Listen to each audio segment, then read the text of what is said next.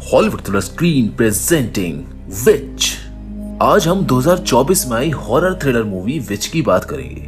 Movie काफी interesting है। Horror genre होने के बाद भी मूवी का कॉन्सेप्ट काफी अलग है, साथ ही थोड़ी कंफ्यूजिंग भी है क्योंकि इसमें टाइम ट्रैवल, विच क्राफ्टिंग और डेथ को लेकर कई सारी नई चीजें बताई गई हैं। लेकिन समय के साथ स्टोरी अपने आप को अच्छे से रिवील करती है। इसीलिए अब टाइम को और वेस्ट ना करते हुए चलिए शुरू करते हैं कहानी को।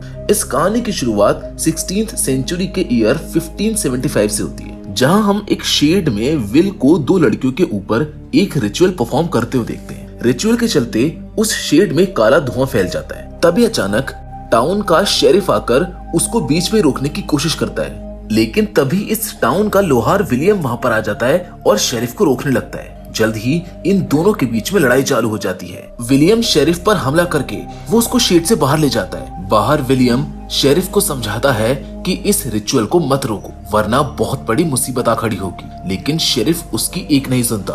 विलियम उसको ऐसा नहीं करने दे सकता था, इसीलिए विलियम को ना चाहते हुए भी उसको बेहोश करना पड़ता है। तभी हम विल को देखते हैं जो घायल हालत में जमीन पर पड़ा हुआ होता है। अपने आखिरी समय में वो रियलाइज करता है कि वो डार्कनेस अब उसके कंट्रोल से बाहर हो चुकी है। जल्द ही ये काला धुआं विलियम की वाइफ ड्वेला की बॉडी में एंटर कर जाता है, जिसको देख विल कहता है कि ऐसा नहीं होना चाहिए था।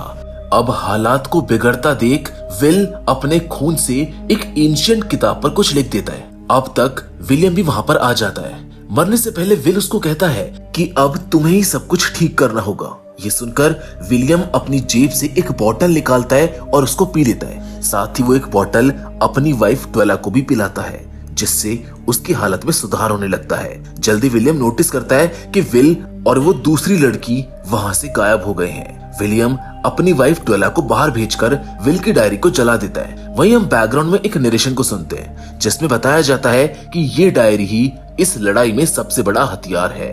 इसके बिना आने वाले खतरे से बचना लगभग नामुमकिन है। लेकिन यहाँ तो विलियम ने खुद ही किताब को जला दिया है, तो अब आगे क्या होगा? तभी अचानक यहाँ से सीन शिफ्ट होता है और हम आज से 4 दिन पहले का सीन देखते हैं, जहाँ हमको विल को दिखाया जाता है। विल विलियम के लिए एक लेटर लिखता है, जिसमें वो बताता है कि मेरे पास टाइम कम है और ये शायद मेरा आखिरी मैसेज है। मेरी डायरी में इस मुसीबत से बचने के सभी तरीके लिखे हुए हैं, यानी कि इससे पहले जितने भी लोग इस एंटिटी से लड़े हैं उन्होंने अपनी सारी नॉलेज को इस डायरी में लिखा है। और आज की इस काली रात से ये चेन ऑफ इवेंट स्टार्ट होने वाले हैं। इसलिए अगर रिचुअल्स के बीच में शेरिफ आ जाए या ड्वेला को ट्रायल के लिए ले जाया जाए तो समझ लेना चीजें गलत हो रही हैं। तभी हम एक लड़की को देखते हैं जिसका पूरा शरीर खून से सना हुआ होता है। उसके हाथ में उसी के माँ बाप का कटा हुआ सर होता है। ये काफी दिल दहलाने वाला सीन होता है। इसको देखने पर हमारे रोंगटे खड़े हो जाते हैं। हालांकि विल सब पहले ही समझ चुका था कि कहीं ना कहीं यहीं से चेन ऑफ इवेंट्स की शुरुआत भी हो जाती है।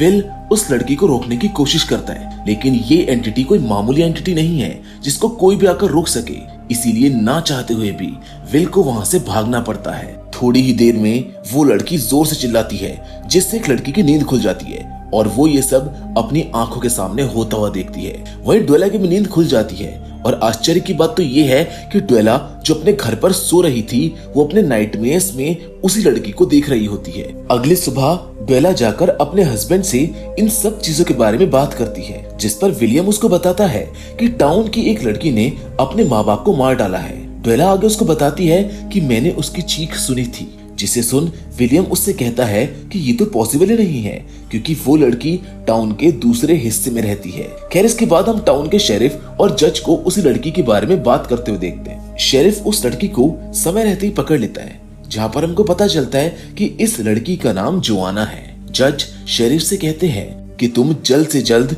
इस मामले में अपनी रिपोर्ट बनाकर मुझको पेश करो ताकि इस लड़की पर जल्द से जल्द ट्रायल चलाया जा सके। और शायद ये वही मुकदमा है जिसके बारे में विल ने अपने लेटर में लिखा था।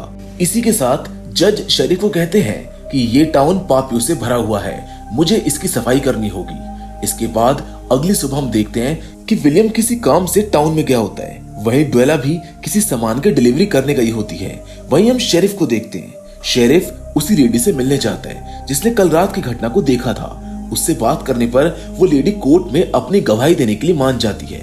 वहीं दूसरी ओर मार्केट के बीच में विल आकर ड्वेला को बताता है कि मैं तुमको और विलियम को एक बहुत बड़े खतरे से बचाने की कोशिश कर रहा हूँ, इसलिए मेरी बात मानो और आज के ट्रायल में मत जाओ, क्योंकि ऐसा करने पर वो तुमको विच साबित कर देंगे। ड्वेला के लिए ये सब कुछ बहुत अजीब होता है और उसको कुछ भी समझ में नहीं आता है, लेकिन ये सारी बातें वहाँ पर मौजूद एक खबरी सुन लेता है। खबरी जाकर सारी बात शेरिफ को बता देता है कि एक आदमी के अनुसार ड्वेला एक विच है, यानी कि यहाँ पर एक मिसअंडरस्टैंडिंग क्रिएट हो जाती है। इसके बाद शेरिफ जोआना से पूछताछ करता है, जो कि पजेस्ड हालत में जेल के अंदर बैठी हुई थी। वो जोआना से पूछता है कि तुम ड्वेला को कैसे जानती हो और उसका इस केस से क्या लेना देना है, क्योंकि लोगों की माने तो ड्वेला एक विच है, इसीलिए तुम ही बताओ तुम्हारा उससे क्या लेना देना है। इस पर जोआना कोई जवाब नहीं देती है और बस एनाबेल बोलकर कुछ गुनगुनाने लगती है। वहीं टाउन में जज विलियम से मिलने आते हैं और उसको आज के ट्रायल में जूरी बनने के लिए कहते हैं, यानी कि एक ऐसा आदमी जो पूरे मुकदमे को सुनकर या तो वो आरोपी का पक्ष लेता है या उसका विरोध करता है। वहीं ड्वेला भी घर जाकर विलियम को बाजार में हुए इंसिडेंट के बारे में बताती है और उससे कहती है कि हमें उस ट्रायल से दूर रहना चाहिए, क्योंकि उस आदमी के मुताबिक जोआना के अंदर एक डेविल है। हालांकि विलियम इन बातों पर यकीन नहीं करता है, इसलिए वो उसको ये सब भूल जाने को कहता है। अब रात के समय में हम विल को देखते हैं जो विलियम के घर जाकर उसके यहाँ से कुछ कीज को चुरा लेता है, लेकिन वहाँ से भागते वक्त वो कीज वहीं पर गिर जाती है। दरअसल लोहार होने की वजह से विलियम ही पूरे शहर के ताले और चाबी बनाया करता था। तभी हम ड्वेला को देखते हैं जिसकी ड्रीम में वो उसी सेल में पहुंच जाती है जहाँ पर जोआना कैद है।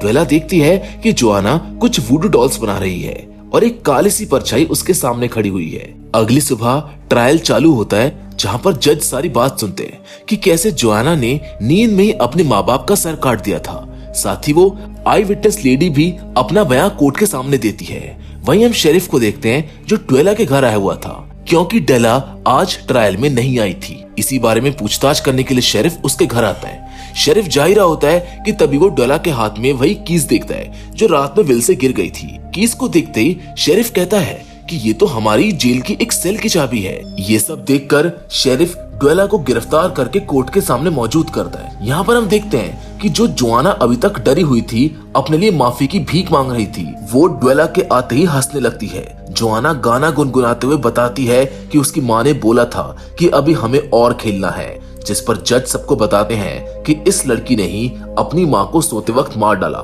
जिस पर जोआना बताती है कि जो मेरे साथ थी वो मेरी असली माँ नहीं थी, बल्कि ड्वेला की तरफ इशारा करके कहती है कि ये है मेरी असली माँ। ये सुन सभी लोग हैरान हो जाते हैं और विलियम को तो कुछ समझ ही नहीं आता, क्योंकि जोआना और ड्वेला दोनों लगभग एक ही उम्र की होती हैं, तो ऐसा होना तो नामुमकिन है। विलियम सबको समझाता है, लेकिन कोर्ट उसकी एक नहीं सुनता, इसीलिए वो कोर्ट में जज और वहाँ पर मौजूद लोगों को उल्टा सीधा बोलने लगता है। इस गुस्ताखी के लिए उसे और ड्वेला को जेल में डाल दिया जाता है। मगर रात को ड्वेला जेल में काफी परेशान और घबराई रहती है, क्योंकि एक ब्लैक कलर का शैडो उसे बार बार परेशान कर रहा होता है। ये सब चीजें उसे इसलिए भी परेशान कर रही होती हैं क्योंकि उसके अलावा इस ब्लैक शैडो को कोई और देख नहीं सकता है। इसी बीच विल चुपके से जेल में आकर उन दोनों को, यानी कि विलियम और ड्वेला को लेकर वहां से जंगलों की तरफ भाग निकलता है। इस पूरे रास्ते में वो ब्लैक शैडो लगातार ड्वेला का पीछा कर रही होती है, जिससे वो काफी घबरा जाती है और डरने लगती है।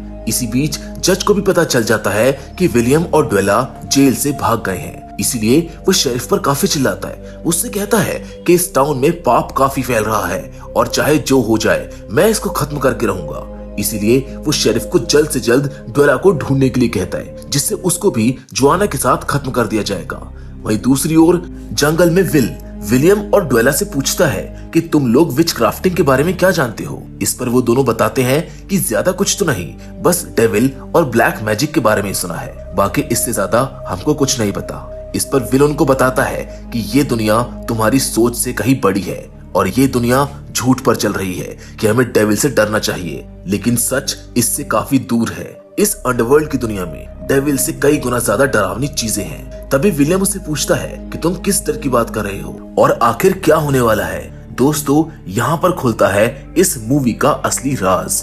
विल अपनी जेब से वो किताब निकालता है जो हमको इस फिल्म की शुरुआत में दिखाई गई थी, जिसे विलियम ने जला दिया था। यहाँ पर वो बताता है कि इस किताब में भूत प्रेतों की रहस्यमय दुनिया के कई सारे राज लिखे हुए हैं। इसमें एक चाबी है जिसकी मदद से हम दूसरी दुनिया से किसी एक आत्मा को वापस ला सकते हैं, लेकिन वहां जाने से पहले एक और चाबी की जरूरत पड़ती है जो हमें अंडरवर्ल्ड में प्रोटेक्शन प्रोवाइड करती है। ऐसा ना करने पर वहाँ के डेविल हम पर काबू कर हमको अपना वेसल बना सकते हैं। विल आगे बताते हुए कि वो खुद भी विलियम ही है, बस वो दूसरी टाइमलाइन से है, यानी कि विलियम एक टाइम लूप में फंसा हुआ है। ऐसा वो एक लिक्विड की मदद से कर पाता है जिसे हमने मूवी के शुरुआत में देखा था। इसीलिए विलियम एक नई टाइमलाइन खोल लेता है और वहाँ पर जिंदा हो जाता है। मतलब कि अगर विलियम अभी वो ड्रिंक पी ले तो वो इस टाइमलाइन में तो रहेगा, लेकिन इसी के साथ वो एक नई टाइमलाइन में भी पैदा हो जाएगा। मतलब कि दो ऑल्टरनेट रियलिटी के विलियम एक ही टाइमलाइन में आ जाएंगे। हालांकि ये मूवी के पॉइंट ऑफ व्यू से तो ठीक है, लेकिन चाहे जो हो जाए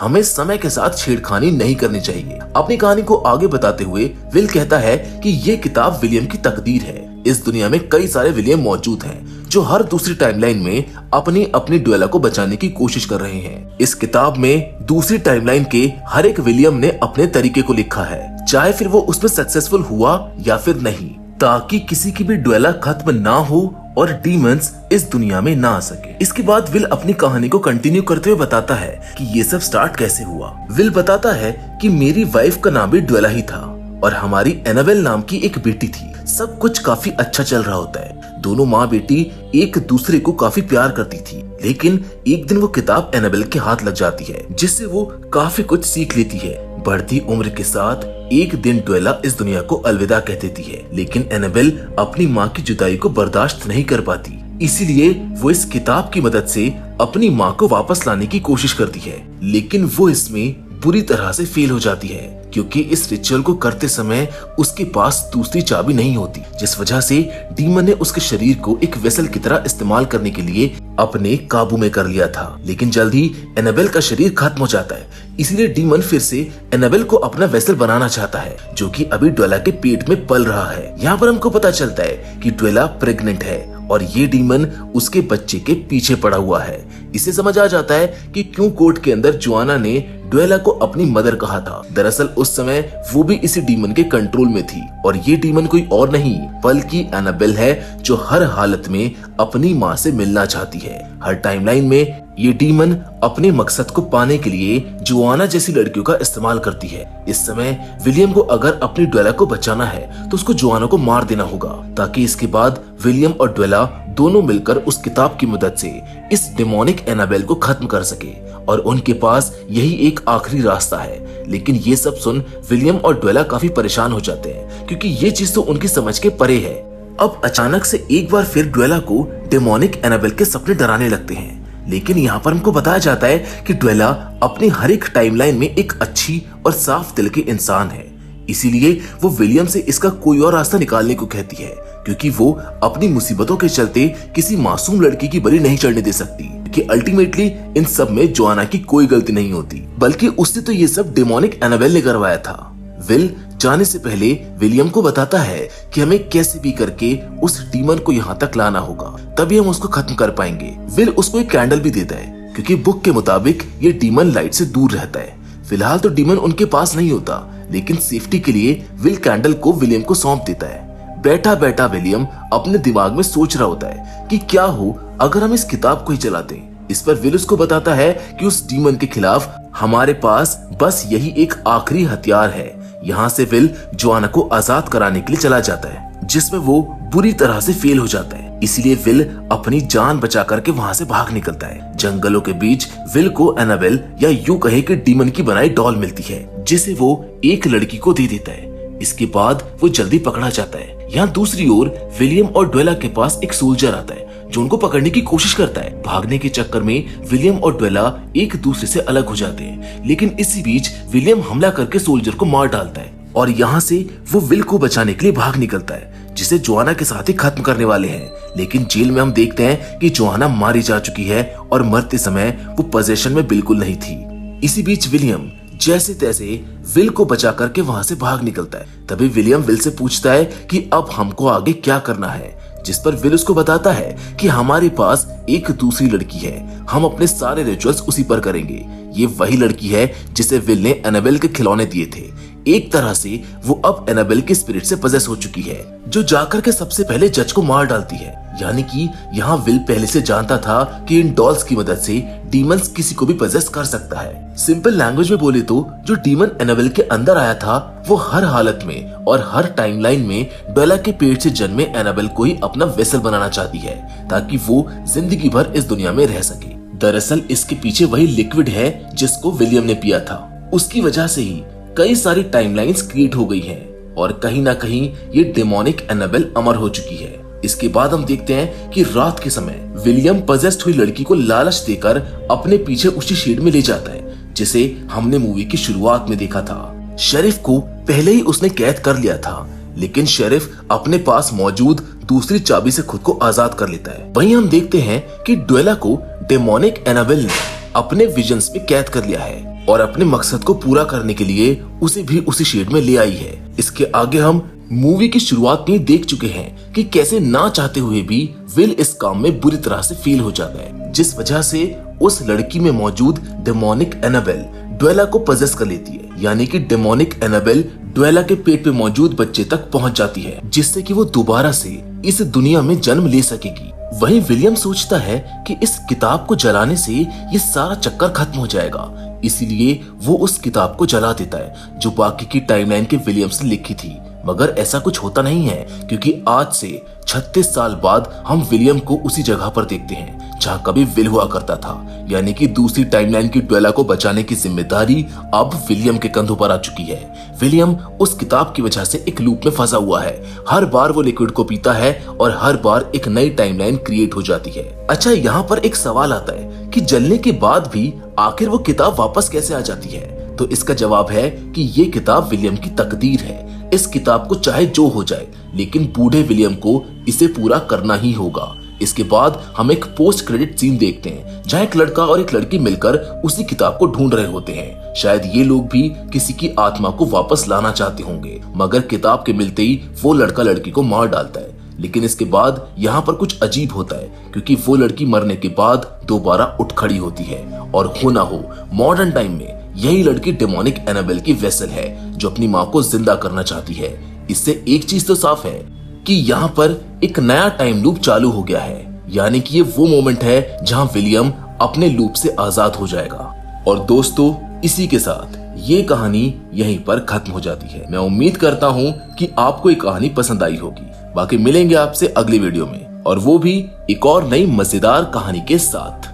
पर तब तक के लिए धन्यवाद।